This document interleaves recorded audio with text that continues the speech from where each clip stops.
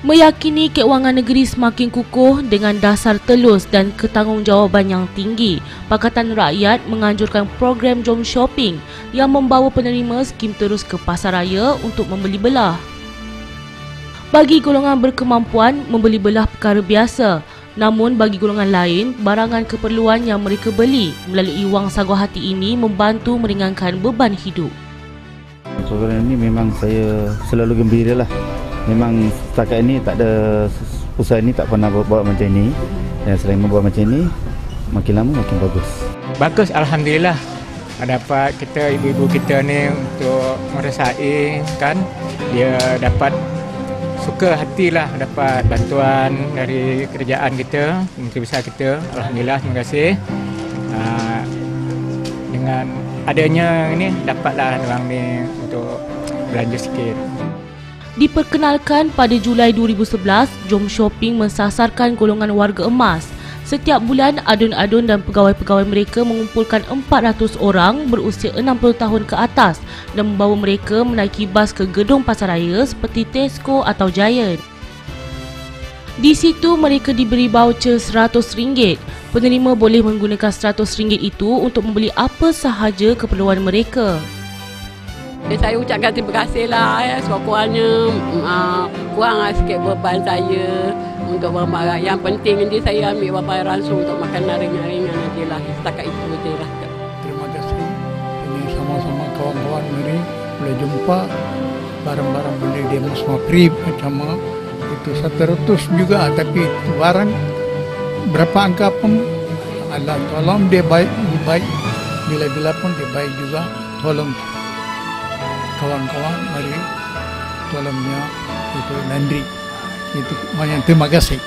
Maya terima kasih dia. Pasal saya Maya lama tak dapat ini macam. Dari mana datangnya sumber untuk membiayai program bantu rakyat seperti ini? Hasil dari dasar telus dan amanah dalam menguruskan perniagaan syarikat-syarikat kerajaan negeri, Pakatan Rakyat berjaya menyimpan wang yang banyak. Dari simpanan ini, sejumlah RM10 juta diperuntukkan untuk Jom Shopping.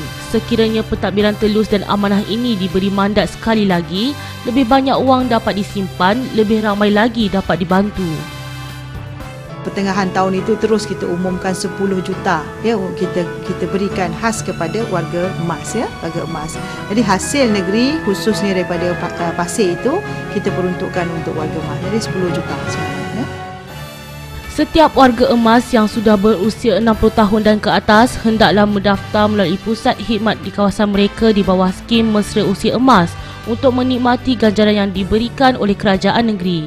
Kita faham mungkin di kawasan luar bandar seperti ke kampung-kampung ini agak susah untuk menguruskan warga emas ya.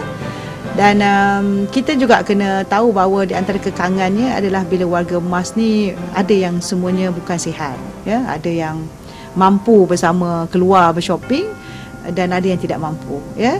Sebab itu mekanisme kita ada yang keluarga mereka bersama dengan kita ambil bagi pihak ibu atau bapa mereka lah, ataupun ada juga sebahagian wakil rakyat yang membelikan lebih awal keperluan mereka dan menghantar ke rumah. Bagaimana pula dengan rakyat yang berada di kawasan-kawasan adun Barisan Nasional? Adakah mereka mendapat bantuan ini? Adakah kerajaan negeri meneruskan dasar anak tiri seperti yang diamalkan oleh Barisan Nasional? Menteri Besar Tan Sri Abdul Khalid Ibrahim sendiri menjawab soalan ini kepada Selangorku. Tegas beliau, amalan anak tiri seperti yang diamalkan Barisan Nasional seperti menafikan royalti kepada Kelantan atau menyekat peruntukan persekutuan kepada negeri-negeri Pakatan Rakyat bukan budaya kita. Katanya semua rakyat Selangor layak dan berhak kepada kekayaan negeri Selangor. Kita ada data di mana mereka berada di setiap DUN. Jadi terpulang kepada DUN, ahli Dewan Undangan Negeri yang mempunyai apa dipanggil pusat khidmat untuk memanggil mereka sama ada mereka ingin menyertai program Jom Shopping. Penghuni di dalam DUN BN boleh mendaftar untuk program ini di Pejabat Khidmat Penyelaras DUN.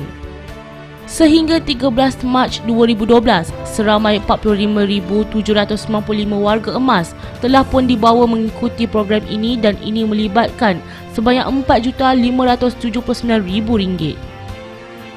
Mereka yang layak digesa mendaftar segera di Pusat Khidmat DUN dan Pusat Khidmat Penyelaras DUN masing-masing.